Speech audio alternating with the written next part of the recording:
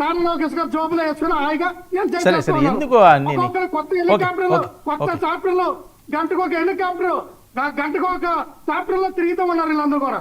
సరే మహేష్ రెస్పాండ్ అవ్వండి. వర్మ గారు ఇప్పుడు మనం ఏం మాట్లాడుతా ఉంటాము అనేది జనాలు చూస్తా ఉంటారు. ఎంతసేపు ఇప్పుడు ఏం జరుగుతా ఉంది, ఈ రోజు ప్రభుత్వం ఏం చేస్తా ఉంది అనే విషయాలు ఆర్టీజీఎస్ ద్వారాను అధికారులతో సమీక్ష చేస్తా అనే విషయం అందరికీ తెలుస్తా ఉంది.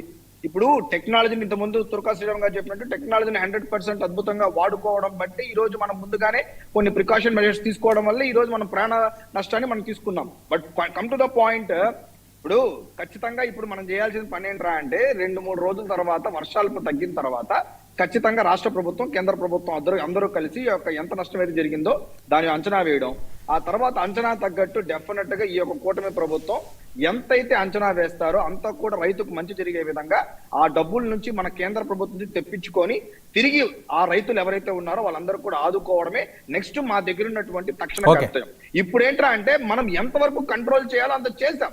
ఫర్దర్ గా ఏంటంటే ఆ యొక్క నష్టాన్ని ఏ విధంగా మనం భర్తీ చేస్తాం, డబ్బు రూపంగా ఏ విధంగా ఇస్తాం, ఎంత ఇస్తాం అనే దాని మీద 100% ఈ కూటమి ప్రభుత్వం చాలా చిత్తశుద్ధితో కేంద్ర ప్రభుత్వం వాళ్ళతో మాట్లాడి ఎంత నష్టం జరిగిందో 90% 100% కూడా వాళ్ళకి ఇవ్వడానికి ఈ కూటమి ప్రభుత్వం 100% ప్రయత్నం చేస్తుంది.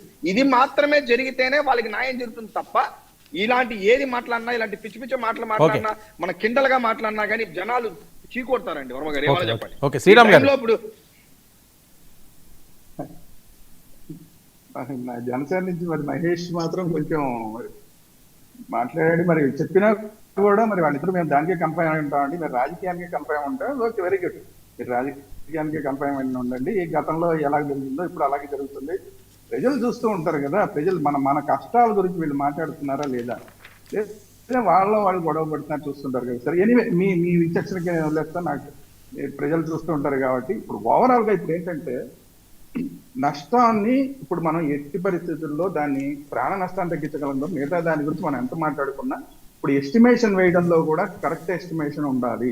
ఎందుకంటే రైతులు చాలా బాధపడుతున్నారు. మీరు ఎక్కడ కెమెరా పెట్టండి, ఎక్కడ కెమెరా పెట్టినా కూడా రైతుల బాధలే కనబడుతున్నాయి మనకి.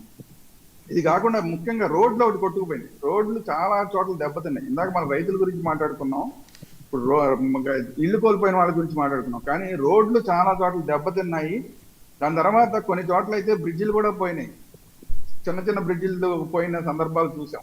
సో వీటన్నిటినీ కూడా చెయ్యాలంటే చిన్న విషయం కాదండి, ఇది చాలా పెద్ద ఇష్యూ. ఇది రాష్ట్రానికి మాత్రం నాకు తెలిసి చాలా భారం అవుతుంది. ఈ భారాన్ని మరి చంద్రబాబు నాయుడు గారు కూటమి ప్రభుత్వం ఎలా అధిగమిస్తుంది అనేది చూడాలి. అందుకోసం నేను మళ్ళీ చెప్పేది ఏంటంటే కేంద్ర ప్రభుత్వం దీని మీద పూర్తి స్థాయిలో తాత్కాలిక సహాయాన్ని ఇమీడియట్ గా ఇవ్వాలి. కేంద్ర ప్రభుత్వం తాత్కాలిక సహాయం కింద ఇమ్మీడియట్ గా ఇవ్వకపోతే కనుక ఈ రైతుల్ని మనం ఆదుకోలేము. అలాగే ఇల్లు